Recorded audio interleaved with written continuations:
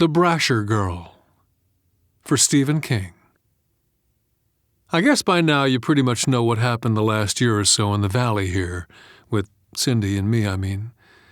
All I can hope for is that she'll give me time to tell my side of things. Nobody ever did. Not the cops, not the press, not even my own parents.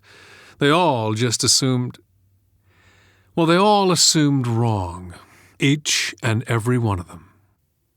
It took me 19 dates to have my way with Cindy Marie Brasher, who was not only the prettiest girl in Central Consolidated High, but the prettiest girl in the entire valley, though I will admit to some prejudice on that particular judgment.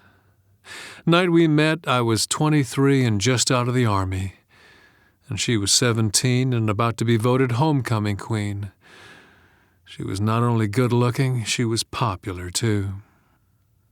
Consolidated being my own alma mater, I went along with my 16-year-old brother to the season's first football game and afterward to a party.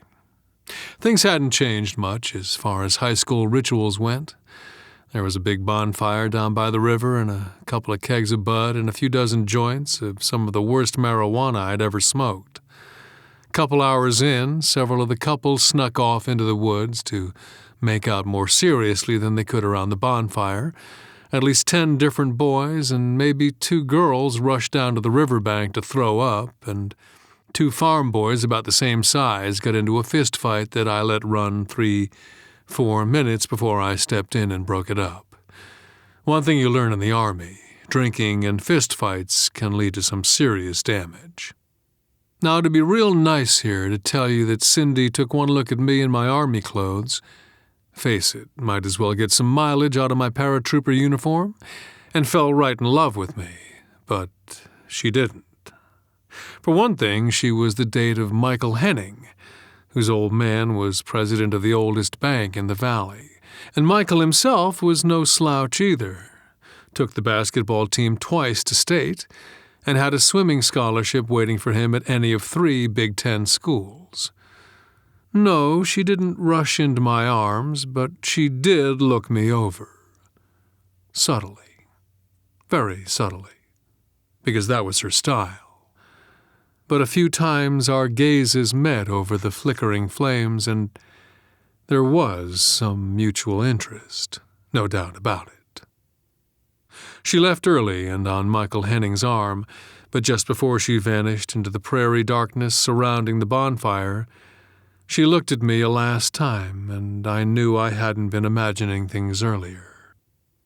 3 weeks went by before I saw her again, during which time I carried her in my mind like a talisman, always there, burning brightly.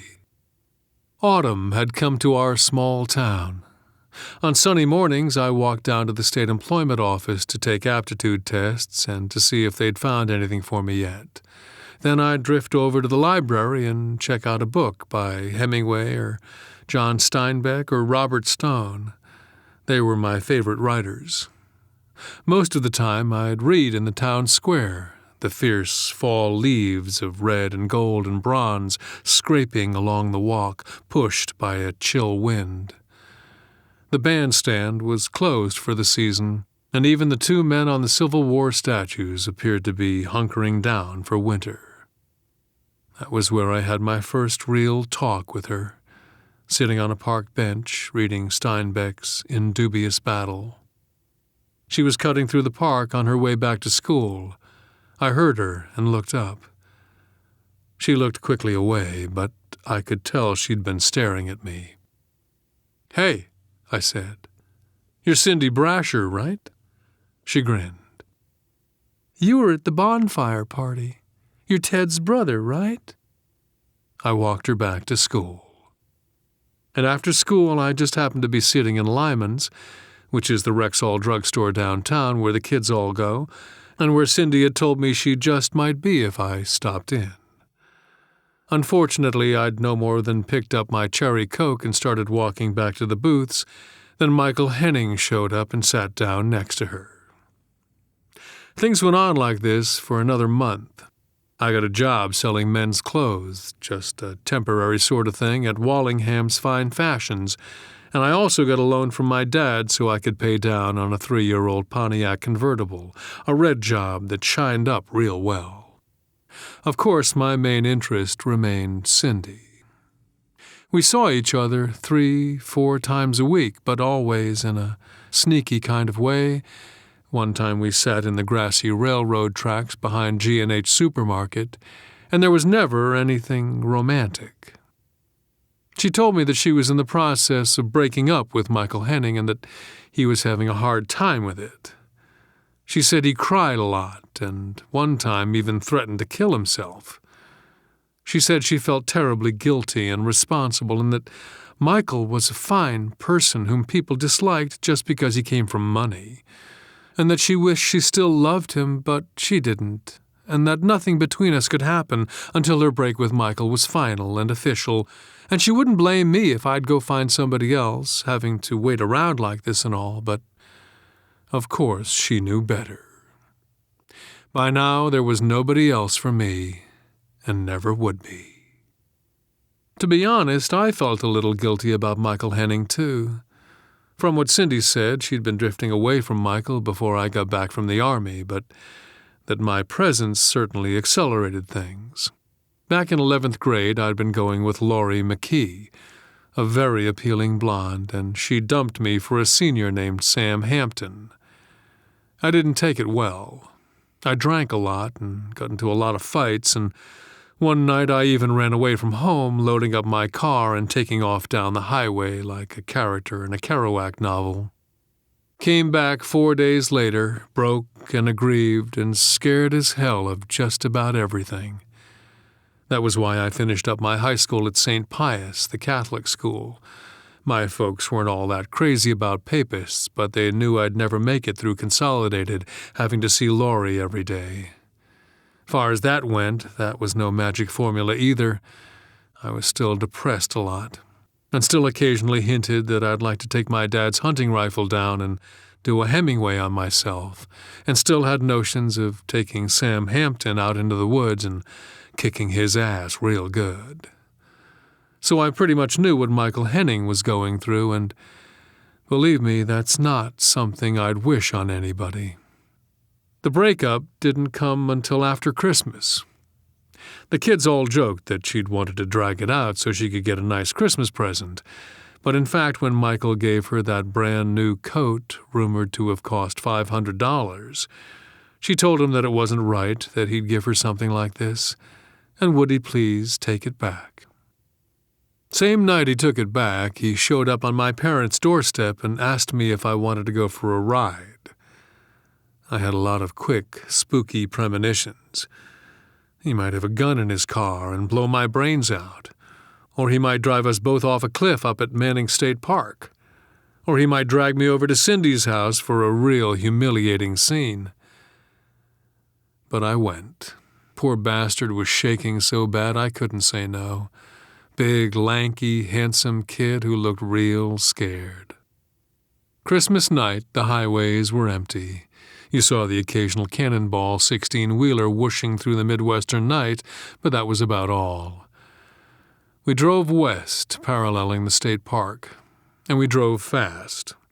He had a Trans Am that did 110, and you barely had to turn the ignition on. And then he started crying. Weeping, really.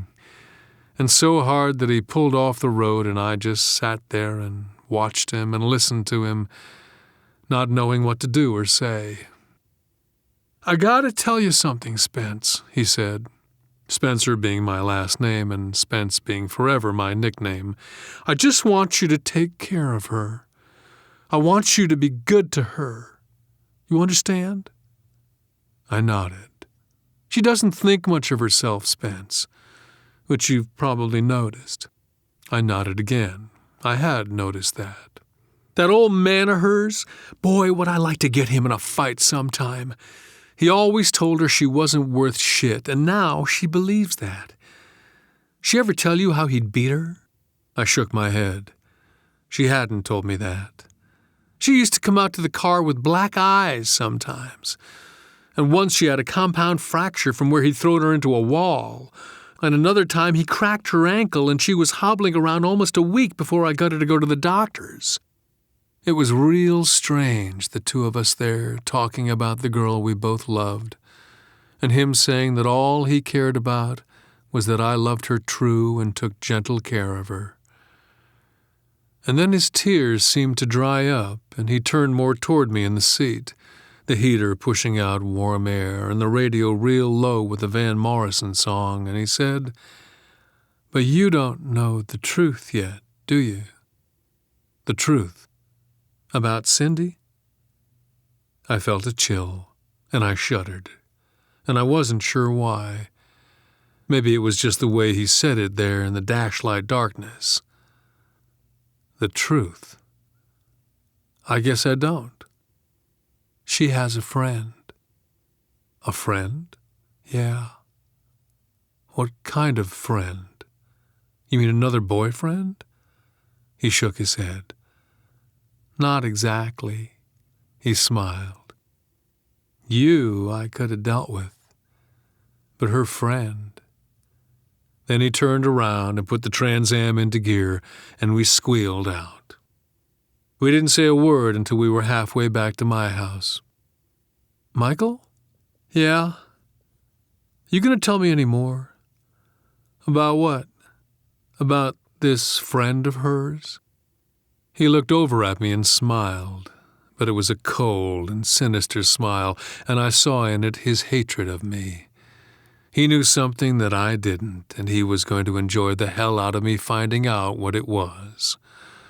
When he reached my curb, he reached over and slapped forth a handshake. "Good luck, Spence. You're a lot tougher guy than I am." The quick, chill smile again. "And believe me, with Cindy, that'll come in handy." I went in and said some more Merry Christmas kind of things to my parents and my brother and sister, and then I went down to the family room and put in a Robert Mitchum tape, Mitch being my favorite actor, and settled in with a Pepsi and some popcorn. At the same time, I was watching Mitch and Jane Russell try to outfox William Bendix in Macau. Michael Henning was up in his bedroom, pulling a Hemingway. Coroner said that the entire back of his head had been blown out, and town rumor had it that, try as his parents might over the next few weeks to scrape blood and bone and brains off the wall, they were having no luck at all. Finally, a carpenter came in, cut out that entire section of the wall, and then replastered and repainted it. 300 people came to Michael Henning's funeral. Not wanting to be hypocritical, I stayed home. I mentioned in the beginning that it took me 19 dates to seduce Cindy. I am counting only those dates we had after her month-long mourning of Michael Henning, during which time the town had a change of heart about her. Where before she'd been their pride, the poor girl with the drunken father who constantly humiliated her, they now saw her as the whore who'd betrayed her lover and driven him to suicide. Townsfolk knew about me, too, and liked me no better. We did a lot of driving, mostly to Iowa City and Cedar Rapids on our dates. Couple town people were so angry about seeing us together, they came right up to us and started arguing that we had no business enjoying ourselves, with poor Michael barely cold in his grave. One guy even tried to pick a fight with me, but my paratrooper tricks were a little too wily for him. Fat slob ended up on his back, huffing and puffing and panting out dirty words. The worst, of course, was seeing Michael's parents. We were leaving the Orpheum one night after seeing a Barbra Streisand movie. I guess you can guess which one of us chose that particular picture. And there they were in the lobby, waiting with a small crowd for the next feature to stop. The missus got tears in her eyes and looked away. The mister just glared right at me, staring me down. He won. I couldn't look at him very long. Odd thing was, the night we saw them in the lobby was the night that Cindy let me go all the way, which is how she always referred to it. A friend of mine had an apartment over a tavern, and we went up there because he was out of town on a 4-day Army Reserve weekend. I figured it was going to be the same thing as usual, bringing each other to satisfaction with eager hands and fingers, but this night she said, "Why don't we do it tonight, Spence? I need to know you love me, and you need to know I love you, and this is the best way to prove it. Just please keep the lights off. You know, my breasts." She really had a hang-up about her breasts. So they were small, I didn't care, but she sure did. A lot of times I'd be petting her or kissing her nipples, and she'd push me gently away and say, "That's enough for now, all right, hon?" Michael had been absolutely right. She really was ashamed of herself in a lot of ways.